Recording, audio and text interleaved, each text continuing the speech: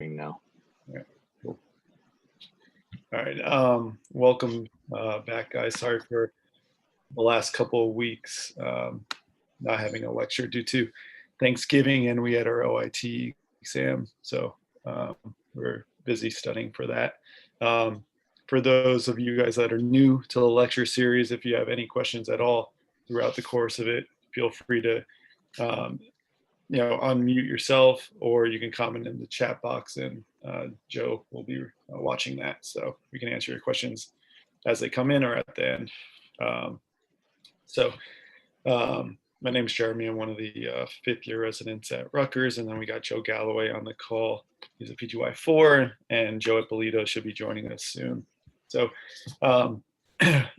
tonight's talk is going to be about damage control orthopedics and some principles about external fixation related to damage control orthopedics.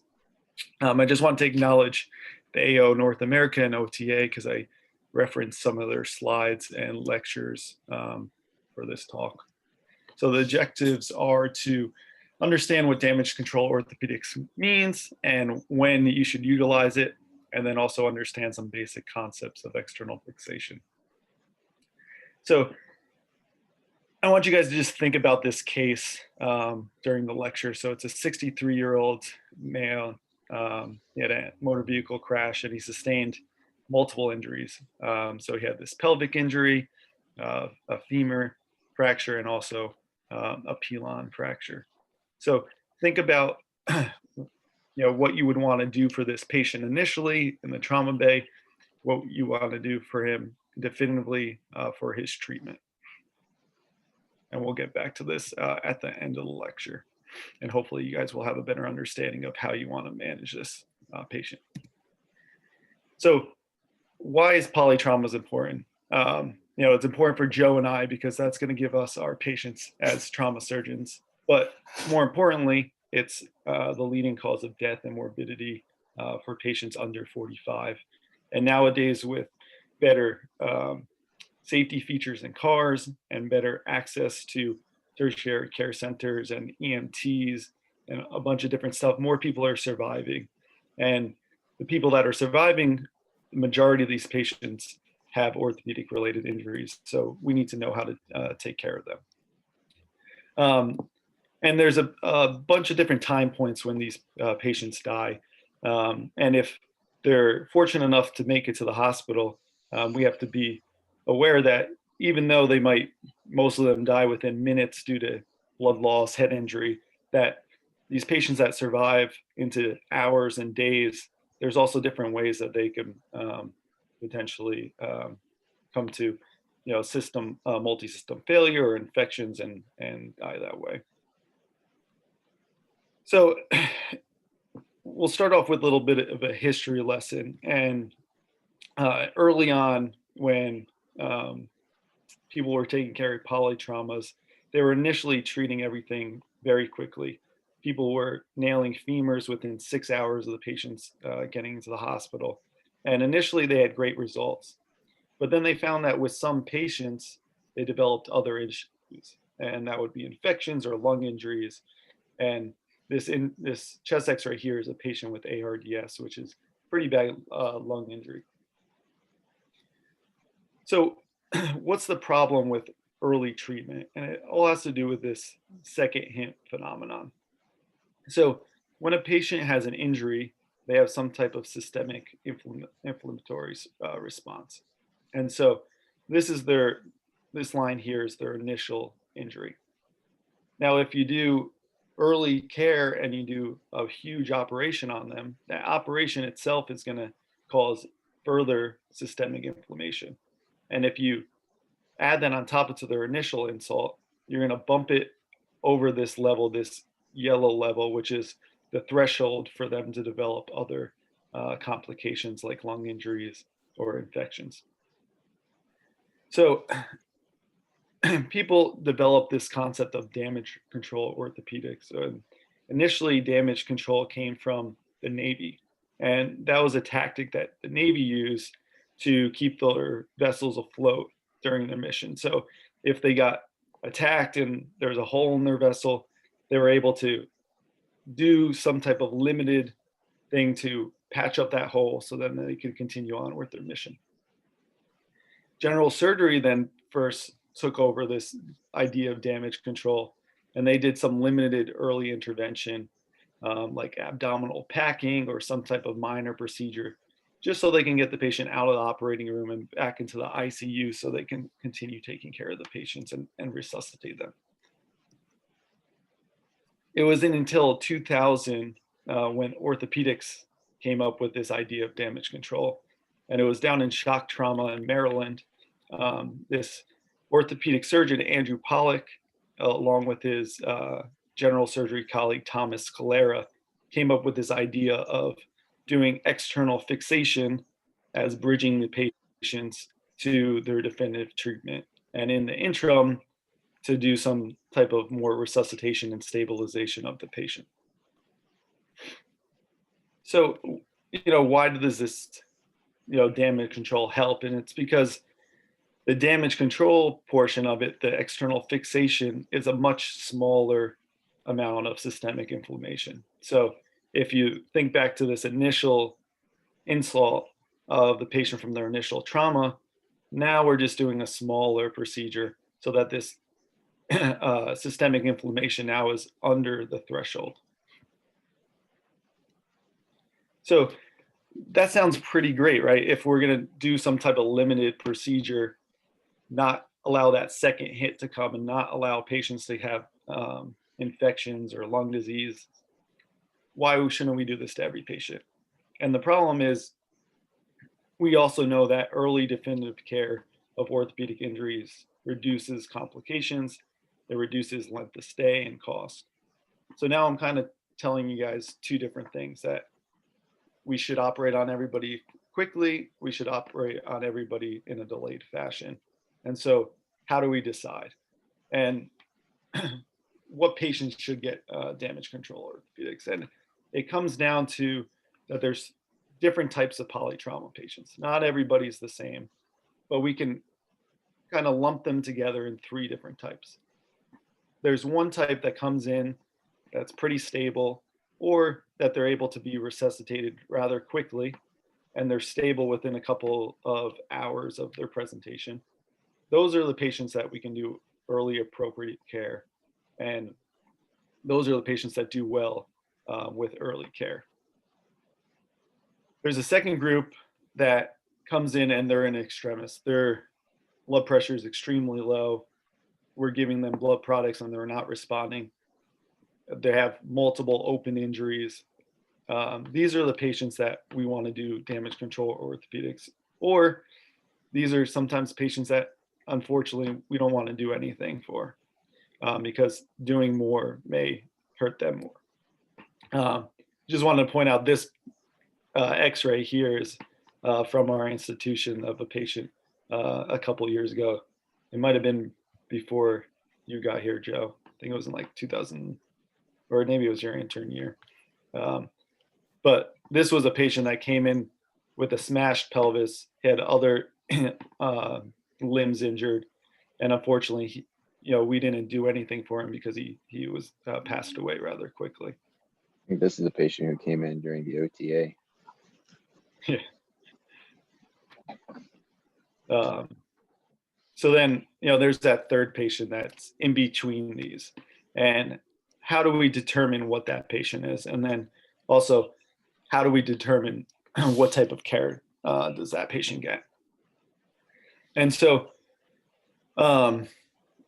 before we get on to that, I want to just take a step back and go through the evaluation of these traumatic patients. And so it all comes down to our primary, secondary, and tertiary surveys and using advanced trauma life support. So, as orthopedics, we often make fun of the ABCs and we come up with different ideas related to orthopedics, but the primary survey is the most important thing. And as orthopedists, we're not really doing that usually because it's our general surgery colleagues, but that's key to patient care, identifying what's most acute for that patient and what type of intervention is needed for that patient.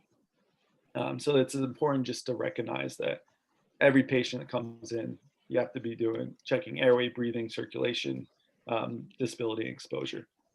After you get through that, then we can get to our secondary survey, which is more of an orthopedic intervention, you can say, because at that point, you're going to be doing more of a complete physical examination. You're going to get a complete history. You're going to be able to have the time to do further imaging, whether it be just x-rays or get more advanced imaging like with CAT scans and such. And then after this, there's also a tertiary survey. And this is also important because this is going to help decrease the rate of missed orthopedic injuries. And this occurs at a later time point when the patient's either more stabilized or if their mental status improves. A lot of the times patients come in and in the trauma bay, they get intubated for altered mental status. So we won't be able to do this tertiary exam until they get extubated. And that might not even be until they've had some type of procedure done in the operating room. But the tertiary survey allows you to do a repeat physical examination, allows you to do a repeat history or abbreviated history, and just ask the patient for additional things, because sometimes the initial insult, the initial injury kind of clouds the picture. Like a femur fracture, is the patient's going to be in tons of pain and they may not realize that they have some minor foot pain and they have a little metatarsal fracture. But those are injuries that you still have to pick up. So this tertiary exam is key. And then when the patient comes into the trauma bay, they're usually in some type of shock. And this is something you guys probably all learned about in medical school. I just wanted to put up on a slide, but most of the time we're dealing with hemorrhagic shocks because as a big surprise, bones bleed. But it's important to realize how much they bleed.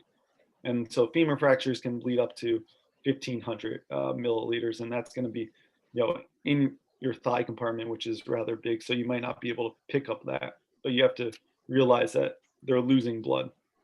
And then open fractures are going to bleed a little bit more. And you have to realize that some of that blood loss may happen prior to arrival. So you have to keep that in mind. And so when they come in shock, this is again going to be general surgeons doing this, but they should start to get resuscitated either with fluids or some type of transfusion. And nowadays, most of the centers are doing this 1:1:1 ratio, which is a ratio of red blood cells to platelets to plasma. And that's shown to be a better way of resuscitating patients.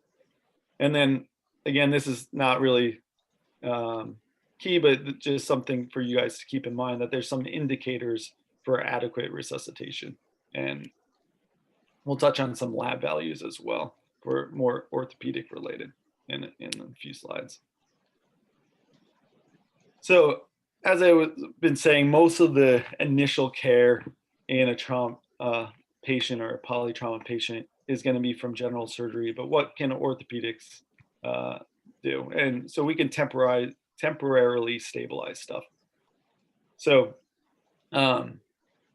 this is very important in the pelvis, as the pelvis is a ring. And if that ring is broken, it's going to start filling up with blood. And it's not just a circle, but more of a sphere. And so that sphere is the volume of it. It's going to be R to the fourth. And so any very minor changes in that amount of displacement in that sphere is going to be a large volume of blood. So you want to do anything you can do to reduce that volume. And a lot of the times it's as easy as just putting a pelvic sheet on the patient. And I'm not going to really go into this, but I can answer some questions about that later if you guys have it. And nowadays, companies have put out different types of pelvic binders that do the same thing. Other ways to reduce this volume is you can do an external fixator. You can do pelvic packing, which is going to the operating room, doing a abbreviated X-lap and putting in lap sponges to take up that volume and help with coagulation. And then a last one is pelvic C-clamp, which is not really used so much these days because it's had some complications in the past. And then for the long bones, we can do stuff as just minor as just splinting. We can put them into traction, or we can do external fixation for the long bones.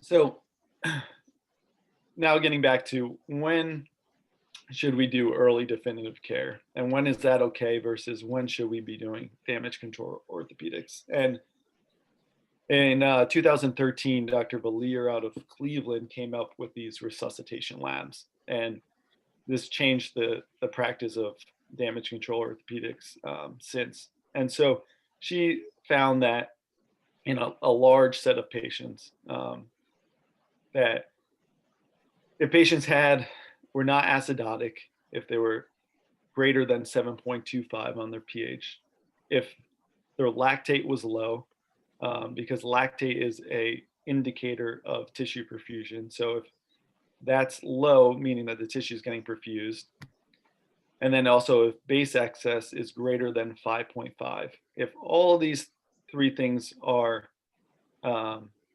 apparent in that patient, then you can do early definitive care. And she found that you had very low rates of lung injury following early care if these labs were present. She also noted that you wanted to make sure that the patients didn't have any lung injury or head injury. And again, these values and stuff are not so important. It's a little bit more higher level. But it's key to talk to your trauma surgeons and neurosurgeons and make sure that the lung injuries and head injuries are taken care of and the patient's able to proceed to the operating room because if they had these injuries. And then, if you're treating something acutely, if you're doing definitive damage control orthopedics, what do you want to treat first? And you want to treat the long bones, the pelvis first, rather than, the upper extremity or the hand. So you want to try to get to your femur fractures, your pelvic fractures as quickly as possible. And then your tibia would be your second or third option. And so why is external fixation good? And it's good because it's quick. It's good because, as I mentioned before, it has a less of a systemic inflammatory response. So you can do a quick procedure and stabilize that patient. And external fixation is going to allow you to align the bones in a relatively normal position. And so it's important just to know some of the ideas behind external fixation, and it's key to understand what makes it up. So there's a bunch of different companies. They're all have little differences, but they all have some sort of pins, bars, and clamps. And so the pins over here are going to go into the bones. You're going to connect the pins to the bars with some sort of clamps. And there's clamps that connect pins to the bars, and then there's other clamps that connect the bars to the bars. And so I saw your smile, Joe. This is not Joe Ippolito. It's Arnold Schwarzenegger. That's great. I know you get confused. So external fixation's outside the bone, so it's not going to be that great of stability. But there's some ways that you can increase your stability if needed. And so the most important one is the diameter of the pins. And this is similar to what I was saying about the pelvis, that the stiffness is related to the radius of the fourth power. So in this example here, if you increase a pin from 4 millimeters to 5 millimeters, just an increase of 1 millimeter, this is going to make your construct 144% stiffer. So if you can do that, that's key, but you have to also keep in mind that certain positions like the femur, you can accept larger pins, but if you're going to do something, put a pin in a metatarsal or something, then you're going to have to use a smaller pin. By just adding additional pins is going to increase your stability. Usually we just do 2 on each side, but you can add a third or a fourth, and that'll help increase stability. If you can put your pins and your bars in different planes, that's going to help, and that's going to mostly help with rotational control. As you can think about, if something's just in one plane, it'll be easy to rotate, but if you put it in different planes, it's going to be harder to rotate that. And then you want to position your pins in a good position, and the most stable construct is going to be your near pins as close to the fracture site as possible, and your far pins as far away as possible. So this top picture is much more stable than the bottom one. However, you have to realize that a lot of times the position of the pins are dictated upon location of the fracture, what anatomic bone it is, the soft tissue condition. So say you have an open wound, you might not want to put a pin as close to the fracture site because of that open wound. You also want to keep in mind what type of definitive treatment you're going to use. So if you're using a plate construct, you may not want to put your pins in the position that you may put your definitive plate in. And then another way is by stacking pins. So if you put, stacking bars. If you put more than one bar on, that's going to be more stiff, and that's going to be more stiff for a cantilever, so bending, as it makes visual sense, I think, here. And then if you can get that bar closer to the bone as possible, that's going to make it more stiff. However, like I was mentioning with the pin location, you don't want to get your bar too close because, and a lot of times with you're putting on this acutely, these patients are going to have an inflammatory response. They're going to swell. So you want to make sure that you don't put the bar too close, because if they swell, then their skin might be putting pressure against either the clamps or the bars. And then if you leave them like that for a couple of days to weeks, they might get some pressure ulcers, which would be another thing that you might have to deal with in this already sick patient. So where do you want to put your X-fix? And I'm not going to get into details because there's a lot of different ways to create constructs. Jeremy? Yep. One other thing that we could just add is this.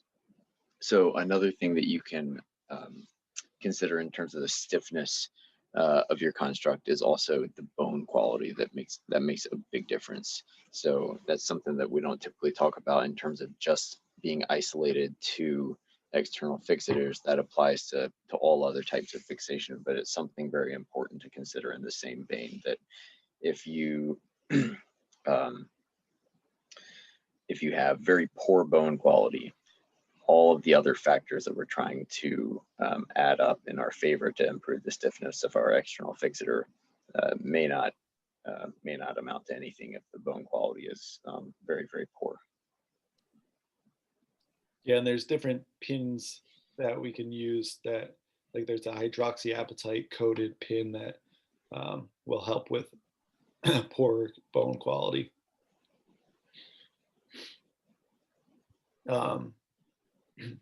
Yeah, so as I was saying, there's a lot of different constructs and ways you can create external fixators, but I just wanted to go over just the idea of where you put your pins. And it's the similar idea of anything in surgery is what's dangerous and what you want to avoid.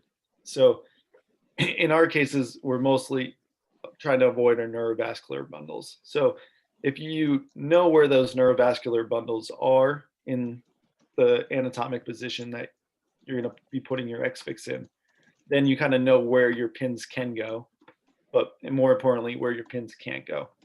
And so for the tibia, the tibia is pretty easy for X-fix because our tibia is a subcutaneous bone. So we have this huge anteromedial face of the tibia that we can use.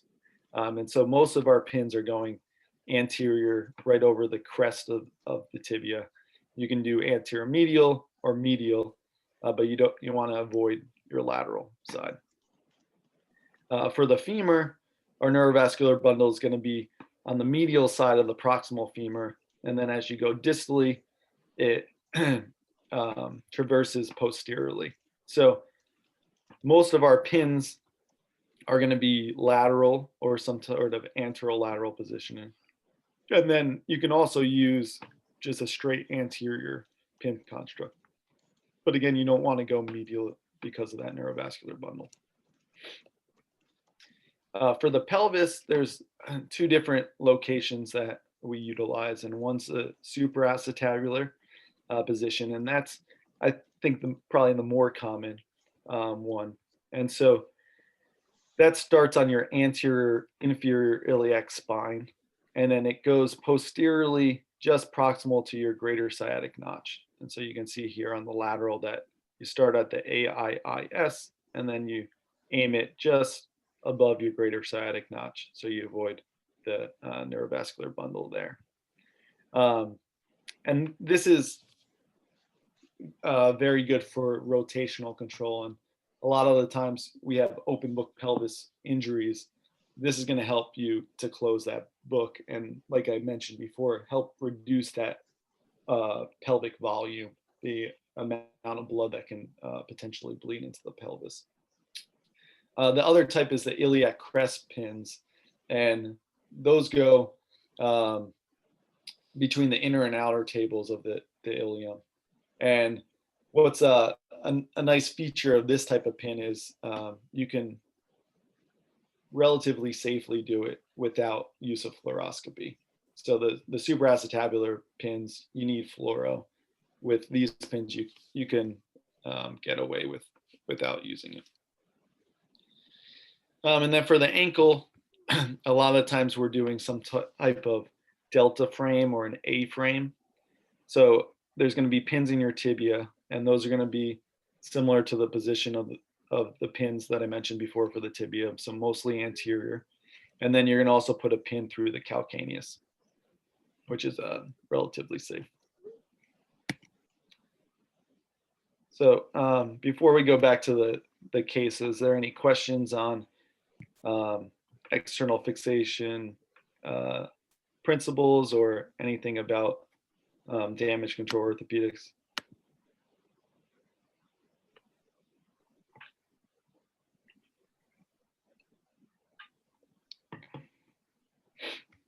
If not, we'll keep on going. So back to this case. So this is a 63-year-old guy. He sustained a motor vehicle crash, and they paged the orthopedic resident on call, and all they had was this pelvic X-ray.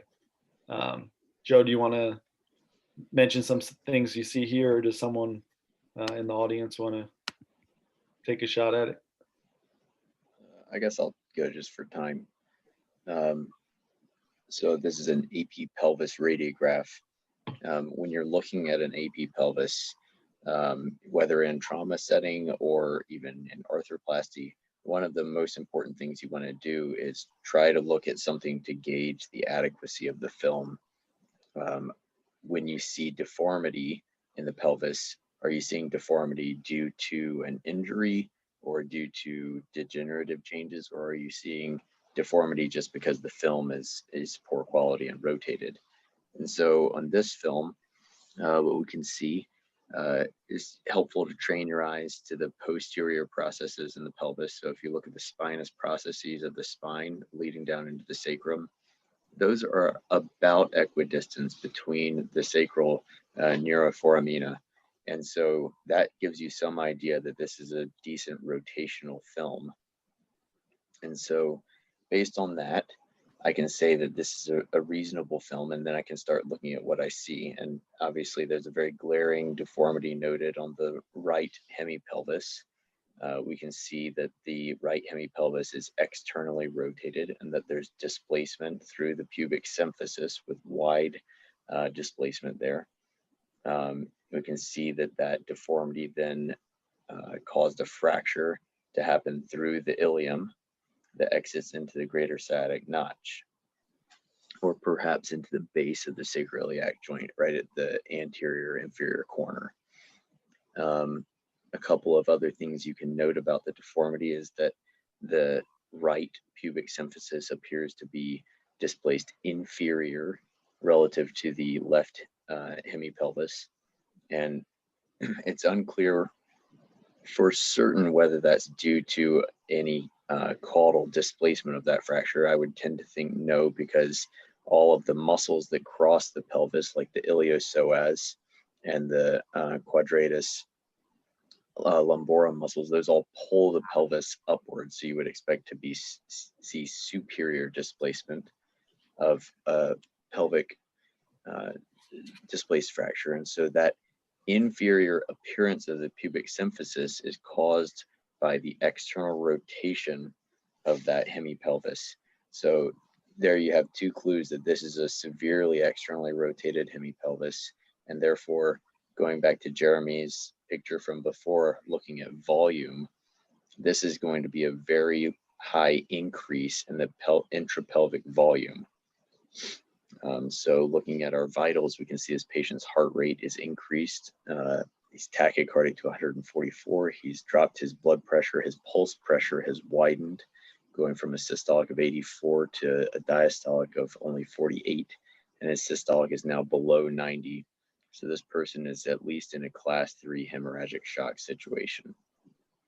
And we're already attempting to resuscitate him with fluids. So what's next? Well, I would think the first step. That's for the. That's for someone else. I'll stop talking now.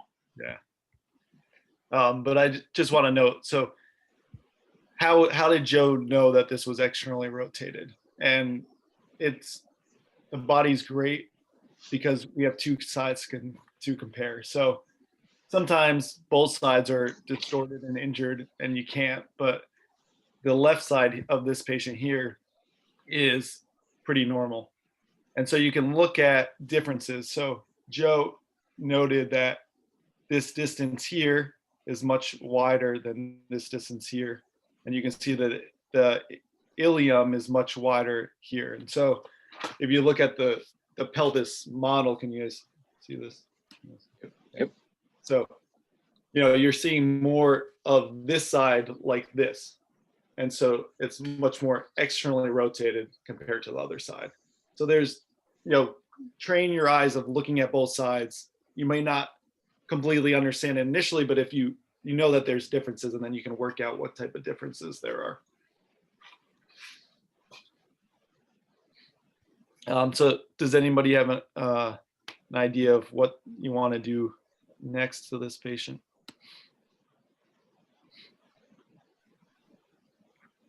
Well, they're hemodynamically unstable, so maybe addressing that issue first and probably putting on a pelvic binder, considering the injury and the instability of their vitals.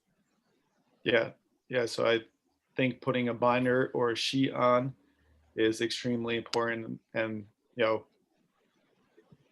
when we come down to the trauma bay and we see this injury, we're going to just check the skin, make sure that there's no open injury to the pelvis, and then putting a sheet on should be, the second thing that you do. So So what do you guys notice in this film versus the last one? Again, so this is the last one, and now we have a new film here. And it could be as easy as what's the most obvious thing that you guys see here? What's different? Well, the space between the both semipelvis is narrow. So this probably was after using the binder, I guess. Yep. So right, our pubis diastasis has decreased. The space between the symphysis is much less. It's not perfect. It's not back to normal, but it's doing its job. It's closed it down. What do you guys notice about the hemipelvis on the right side?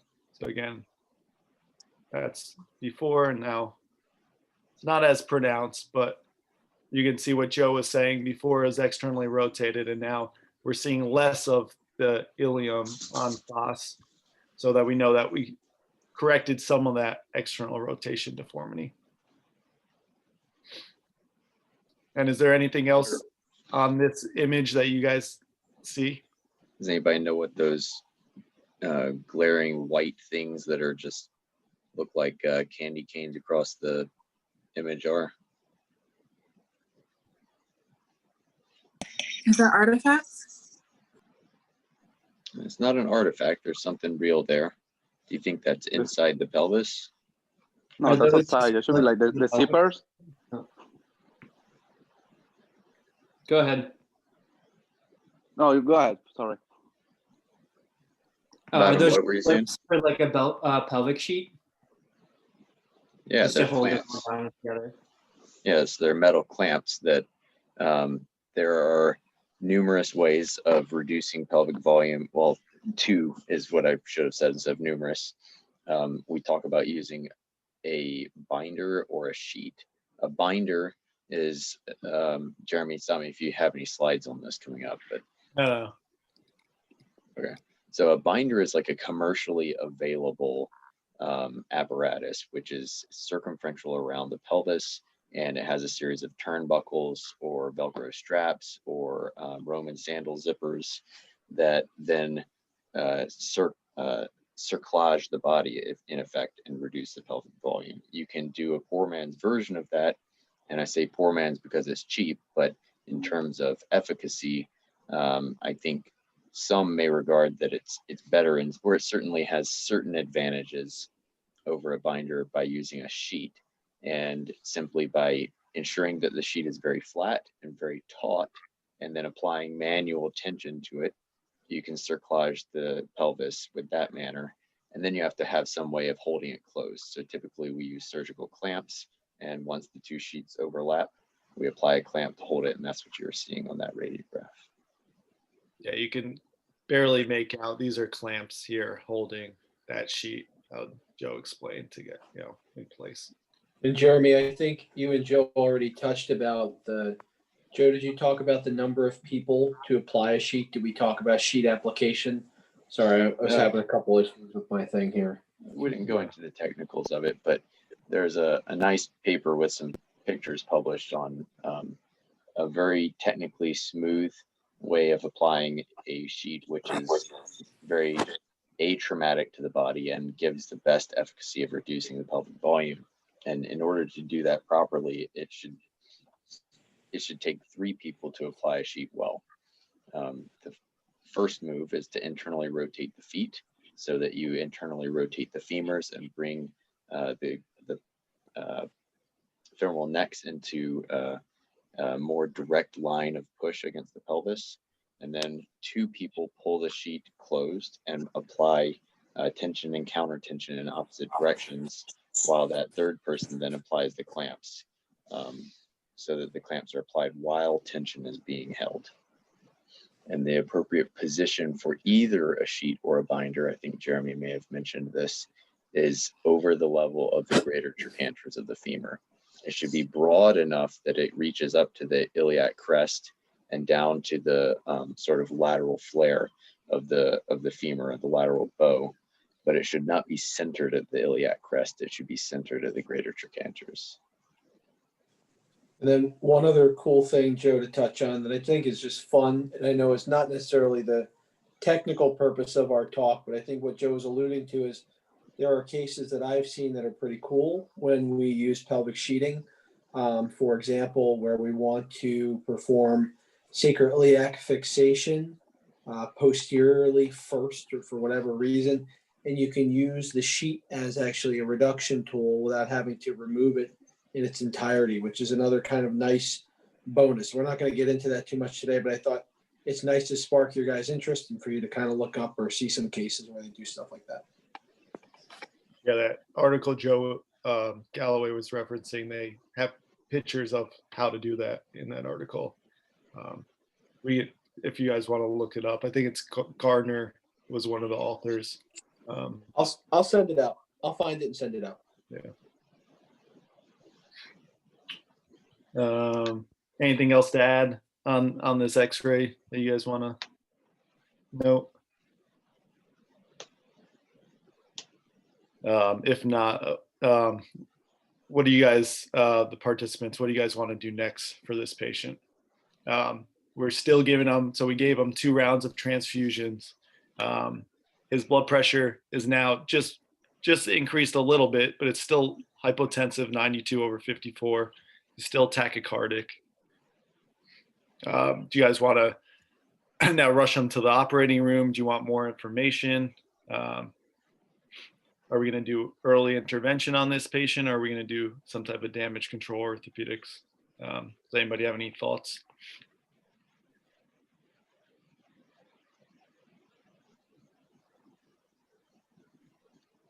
Still hemodynamically unstable. I mean, given their status, I would not take them to the operating room because you're just going to induce more hemorrhage, and that wouldn't be good for the patient. So I would probably go down the route of doing some type of damage control, like an X-fix, or waiting till their vitals get better. Yeah, so I agree with you that based on their vitals, it looks like this guy's a poor candidate to do early definitive treatment and go in and take 6 to 8 hours to fix this pelvis. But is there anything additional that can add to your assessment of this patient? Is there any additional imaging or laboratory values that you guys want to know about? You can check the lactic acid and the blood pH as well as the base status. Yep, perfect. So, well, before we get to that, it turned out this guy started losing mental status, so he was intubated. The general surgery team continued their workup, and they found that they had a positive FAST exam, which is an ultrasound of the abdomen and the heart. And so they found blood there. So because of that, they want to go to the operating room for an XLAP. And so, like you said, getting a blood glass will give you those values. So they'll give you your assessment of the patient's acidotic state, look at your lactic acid and base excess. So in this patient, he's pretty acidotic, down to 7.1.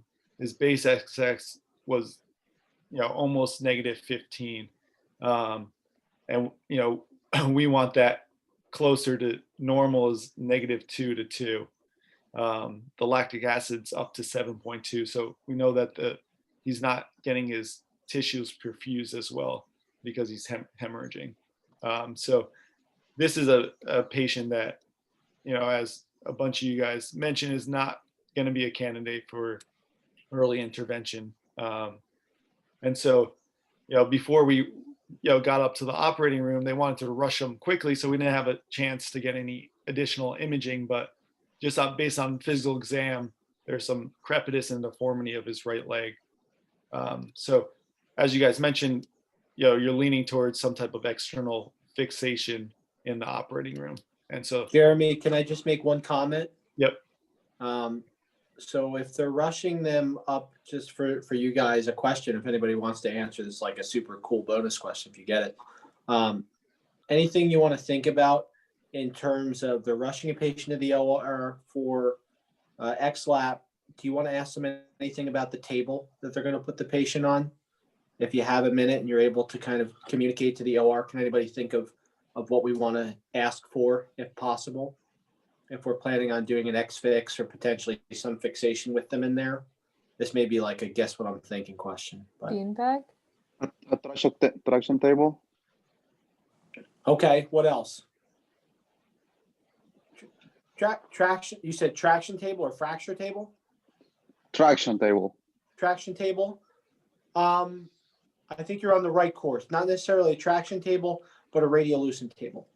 If we can get one in there, right? Because you're going to want to be able to have a C-arm in there potentially if you're going to try to look in fixation and you're not really sure what's broken. You don't always have time to do that, but I think that's kind of a nice move, and it makes, I think, the best possible outcome for the patient, so you don't have to transfer them and move them around on tables.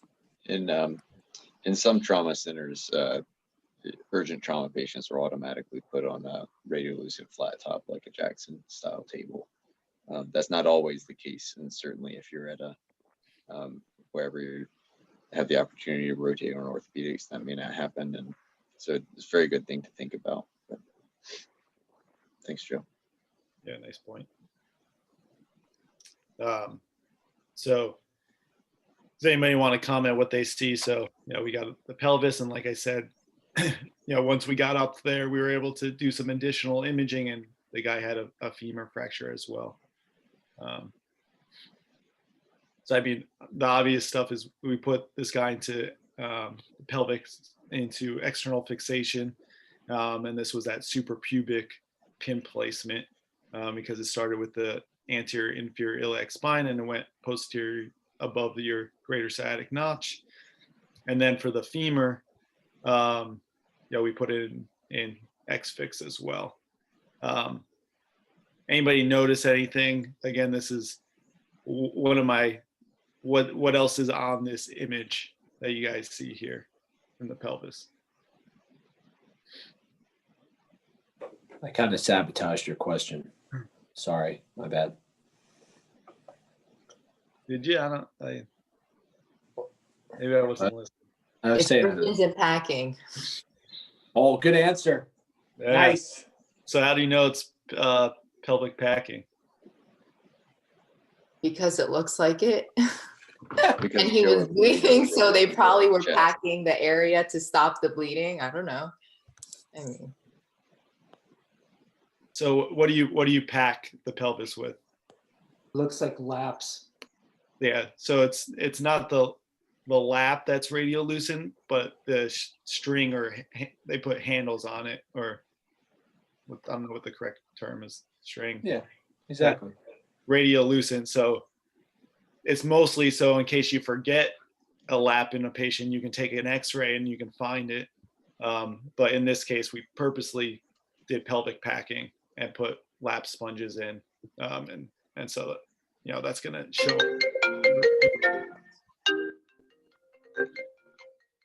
And then does anybody have any comments on, well, we're talking about the stability, ways to increase stability of the X-fix. Any comments on the positions of the pins? What's good here, what's bad here? Any thoughts? Or if Ippolito, if you want to. I mean, so, you've got two pins in each segment, right? Going to be stronger than one pin. That's good. What you want usually to make sure that you have good control, have at least two pins in each segment. The other thing we talked about is the diameter of the pins. I'm not sure what size these are. That's the biggest contributor to stability. Jeremy talked about the radius to the fourth power. We talk about pin spread, the amount of pin spread you have, as well as the location to the fracture. I think that one thing in this sort of situation is, as much as we want to get close to the fracture with the pins, you want to try to stay outside of the zone of injury if possible. And so I think the zone of injury is probably, with the extent of comminution at this femur, more than you may initially appreciate. And so I think that's the reason why when you look at it, it's kind of like, well, these pins are kind of far, but I think when you take a closer inspection, you realize you do want to stay out of that zone of injury. And then you want to spread the pins as much as you can, but you want to stay reasonably away from the joint. So, I mean, I don't have much critiques on this, Jeremy. I think this looks completely fine. The only thing you could do in this, maybe spread the pins a little bit more to increase the stability, but or increase the pin diameter. But I think otherwise this looks reasonably well aligned. Yeah, no, I agree with you, because this butterfly fragment here can't get as close to what you think is the major fracture line. And then, like you mentioned here, getting closer to the joint, it's not so much the joint, but you also have to think about the capsule of the joint. And so it's the knee capsule is pretty large and much further proximal than you actually realize until you start doing some cases. So, putting a pin down here, that's going through your knee capsule and potentially, increasing infection into your knee joint. And then proximally, probably why, you would think that you can maybe go a little bit more proximal, but you have to realize that the patient also has a pelvis excfixon as well. So probably not going to be able to go as proximal because of these pins and bars here are going to limit you externally outside of the skin. So yeah, I think this construct's serving its purpose. As you guys can see here, it's relatively in good alignment. We're not shooting for an anatomic reduction here. This is just something that we did really quickly to just get this patient relatively stabilized and get them out of the operating room. Jeremy, someone in the chat, and Nelson, I'm not ignoring you. I think we should address this at the end of the talk, your question. But Vadim said, do you want the pins to go through both cortices, or does that not matter? Jeremy, you want to talk a little bit about that, about pin fixation? Yeah, so ideally you want to get both cortices. That's going to increase your stability. And you want to get them, like, these are perfect pins. You want to get them just far enough where the tips don't really have, there's, like, then this goes into more specifics of the type of pins that you put in, but there's flutes there. So you want to just pass them just a little bit past, so then you get the most amount of fixation of your threads of your pins. So these are perfect. This one, yeah, I probably could have went a little bit more, but it also is placed obliquely. So you have to think about the bone is, at this level is pretty much an oval, or coming to the distal femur is a trapezoid. So it's in that transition between the oval and the trapezoid. So we might just not be seeing it on FOSS. And so it might be getting bicortical fixation, and we just are not getting a great view down the pin thread. Or it could have been they just didn't advance it far enough. But ideally, yes, you want two cortices. And then, Jeremy, without getting too far into the weeds here, I know we're running a little tight on time, but do you want to talk briefly about self-drilling, self-tapping pins, and what your considerations are looking for passing the cortex? Just very briefly. I don't know if you had a way to summarize that. I mean, it would be better with a picture, but yeah. The tips have areas that are like flutes, where it's not a thread going around the entirety of the pin or this. A lot of times we do this with screws, and so if you're using something that's self-drilling, self-tapping, you're going to have that. So it's going to lose some areas of pin thread purchase. I think the thing to just keep in mind is just for you guys to be aware of that. Just to be aware of that, and that you're familiar with the screws that you're using. Not all screws and not all pins are created equal. So you got to keep that in mind and know what implant you're using. I think that's the take home. And then so, we X-fixed this guy, went to the ICU, and now 2 days later we got another ABG. And so you can see here, he's less acidotic. He's getting back to a more normal pH. His base excess is coming to a normal value, 15 to now, almost 0. And again, his lactic acid came down from, I think it was 7 down to 4. So just because of time, now this guy meets, this value is a little bit still high, but the rest of them are within those criteria that Dr. Valier pointed out, and now we can do some type of definitive fixation. And this guy was still pretty sick, so they only allowed us to do the femur. And so you can see here is a retrograde femoral nail placed. And so then he went back to the ICU, and this story's still ongoing. So this is all that has the last imaging that I have of this patient. So Jeremy, did we talk about retrograde versus antegrade nailing in this kind of case? And no, you can bring does that up. Anybody have an idea of why we might consider retrograde nailing in this patient in particular?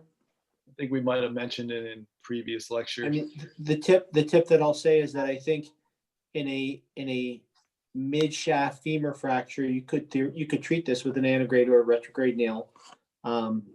Nelson said the X fix is in the way. Yeah, so that's a good consideration, right? He's got a pelvic X fix, and so gaining access, whether you want to start it with a trochanteric entry or a piriformis entry nail, could be a little bit difficult, especially if you want to do a piriformis entry nail. It's going to be awfully difficult with that X fix in the way. The other thing is depending on the patient's stability and what the precautions are from the surgical team. In a retrograde nail, you can keep the patient completely supine, right? You don't need to necessarily bump them or change their positioning. You can lie them completely flat. And then the final thing that we know is that a retrograde intramedullary nail for the femur is, dependent on surgical skill and familiarity, but there's evidence to say that it is faster than an antegrade femoral nail. So all those things are considerations in getting the patient in and out, getting them off the table, and getting this femur definitively fixed in a kind of expedient or expeditious manner. Expeditious, maybe. So, so eventually this patient will need his pelvic fixed. So that's it for the case. We'll go through some quick review questions. Galloway, you want to pull up the poll questions? So this is a 32-year-old guy, another motor vehicle crash. An X-ray here of an AP pelvis shows this large amount of pubic diastasis. He's tachycardic. He's hypotensive. Even after one round of transfusions, what should be done for this patient immediately?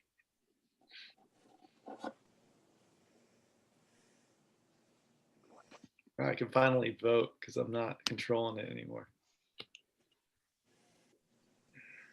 What's that little circle on the X-ray? Somebody getting a marker ball film on this or what? Yeah, I don't know. Templating for their total hip? What on earth? Maybe, oh, you know what? Maybe he had like a quarter in his pocket or something. Yeah. All right, Galloway, you want to show the answers?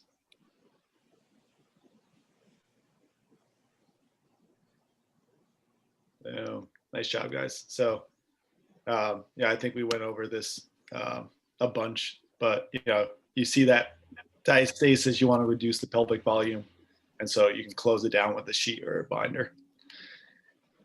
So the second question is, again, patient in motor vehicle crash, has this destroyed femur, comminuted, segmental, has no head injury, lung injury, a little bit tachycardic, blood pressure is pretty good. His pH is relatively normal. His base excess is just under 1, and the lactic acid is just slightly elevated, not too bad. A reminder, these are pretty normal levels. So what do you think should be done for this patient next?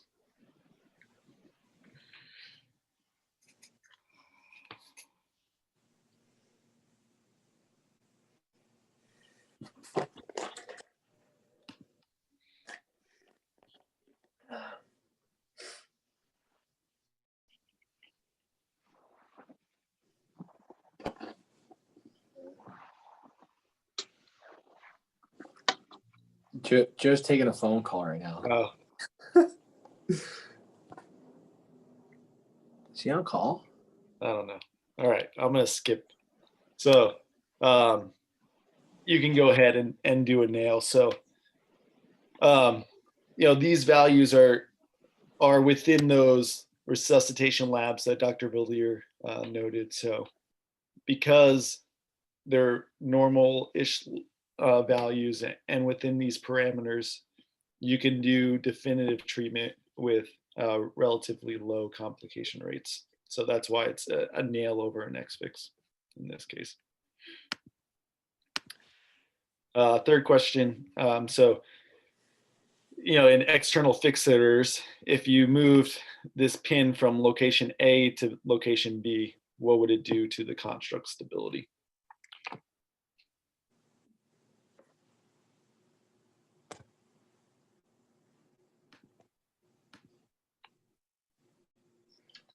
I keep clicking the wrong thing.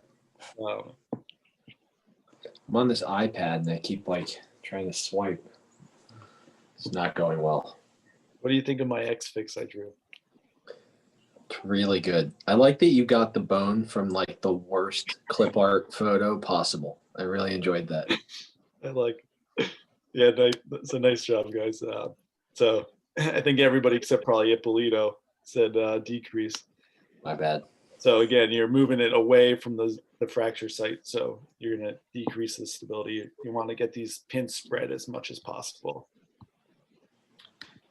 All right. Last question is, where should your femoral X-fix pins not go? So not go. So again, think of where, what's dangerous and what you want to avoid.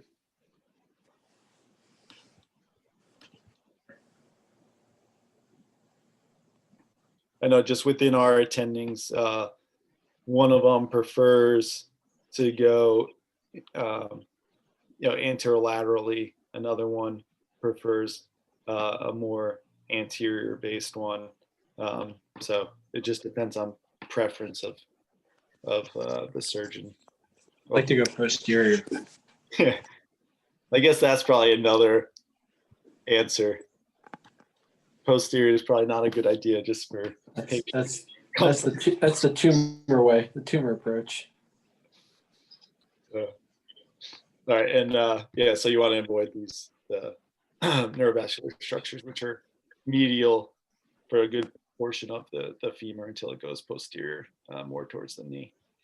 And then we haven't done this in a while, so we got a bonus question. I figure because we're around Thanksgiving. This is going to be controversial. Yeah. It depends on who makes the turkey. Galloway, put up the poll question. You either make a great turkey. Turkey's either amazing or terrible. Never had average turkey. It's either dry garbage or it's delicious. Agreed. I'm going with stuffing. My mom Unreliable. it, so it's always nice and moist. It's great. I don't know, James. Is that like a Thanksgiving mac and cheese? Is that a big Thanksgiving one? Wow. You're getting some hate in the comments right now. Oh my God. Getting ripped. Wow. I love it. All right. You can do a write-in ballot, mac and cheese. Hey James, that research project we're working on, you're off now. Does it involve mac and cheese or no? A great question. Important question. Wow. No love for sweet potatoes. My aunt makes amazing sweet potatoes. No. With the marshmallows and stuff. No marshmallows, but brown sugar. Oh. Makes me sick. Oh. Makes me sick to me. It's too sweet. Plus, you're gonna eat all that dessert later. You're gonna have all these pies. You don't want extra crap like that. Too much carbs. Oh. So that's it for you guys have Jeremy, any? Nelson asked about, what do you feel about internal X-fix? I think he's referring to subcutaneous X-fixators. Yeah, I don't think we generally utilize them very much, and I don't think we find them too beneficial. Yeah, I've never seen him done.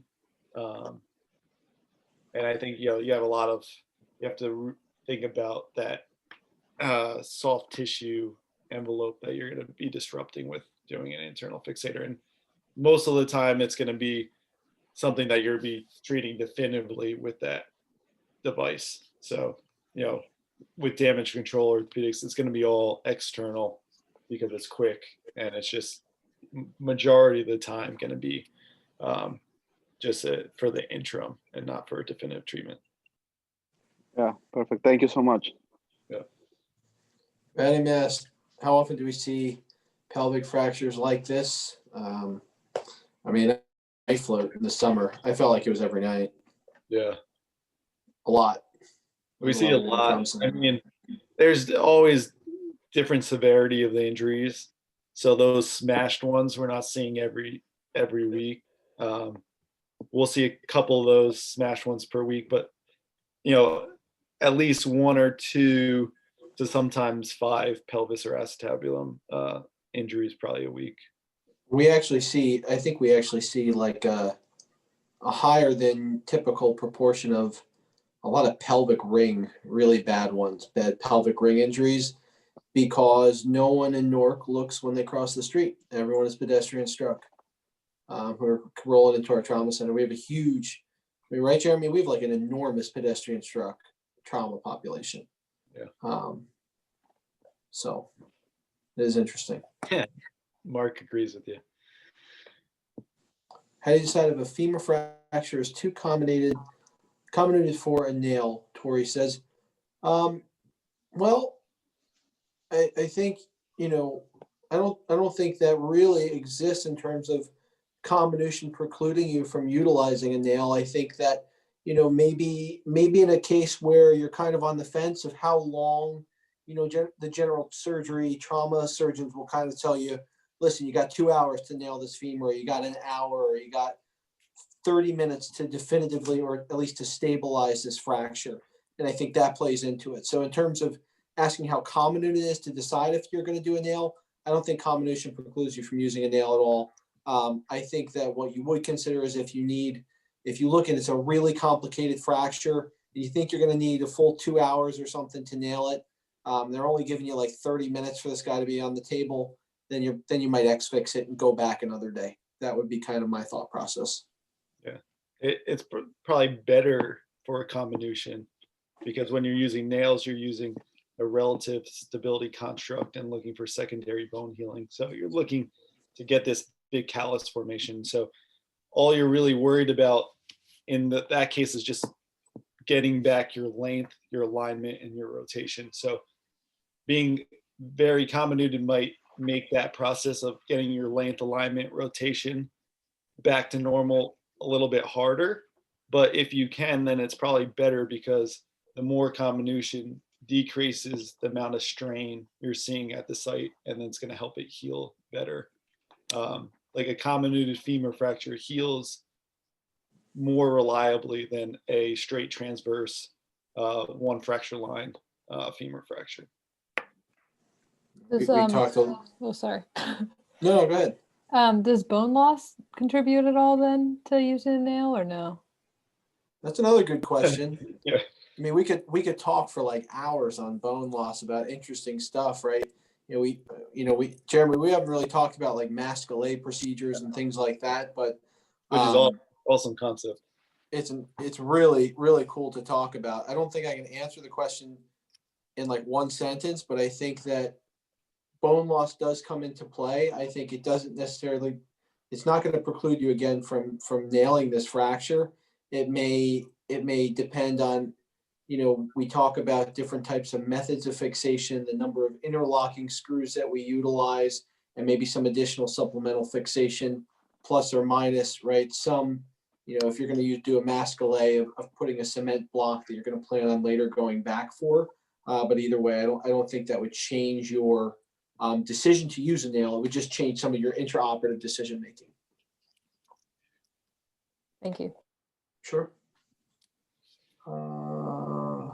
Is a higher risk of infection a thing you really worry about in your X-fix patients?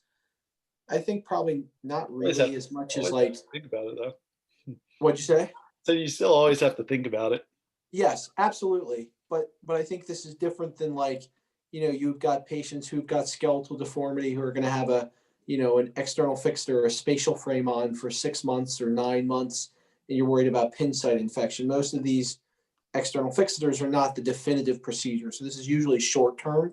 So yes, absolutely. You have to be wary, vigilant, do dressing changes, change the pin sites, look at them, daily on rounds. But with that being said, I think it's not like the highest thing compared to, someone again who's going to have a frame on for months and months and months. Yeah. Another thing just to mention based on that is there's been studies showing you can convert X fixes to IM nails or plates in the femur without any risk of increased infection definitively. That's not 100% the same for tibias. When you convert them to nails, yes, you have a low rate of infection, but if you try to put plates on them, you have slight increased risk of infection if those pin sites overlap. So again, that goes back to thinking of what your definitive treatment is going to be and try to avoid putting your pins in certain locations that you may compromise your definitive fixation.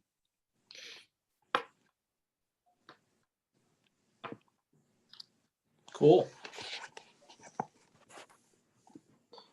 Thanks for coming, guys. Hope it was helpful. Jeremy, what's the article I have to email out again to everyone? Application of pelvic sheets. Okay. It's Gardner's on it, Mike Gardner. The OG article you're talking about, right? Yeah. No, it's relatively new. It's got some. I'll find it.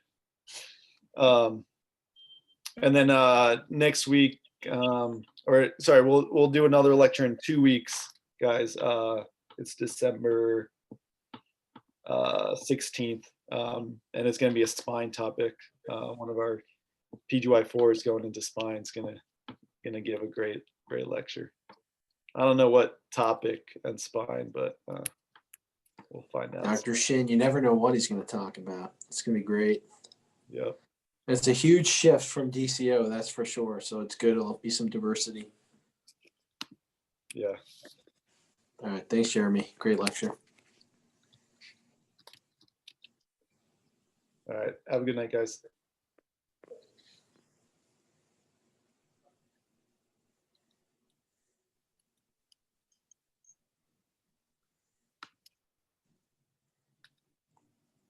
Jeremy.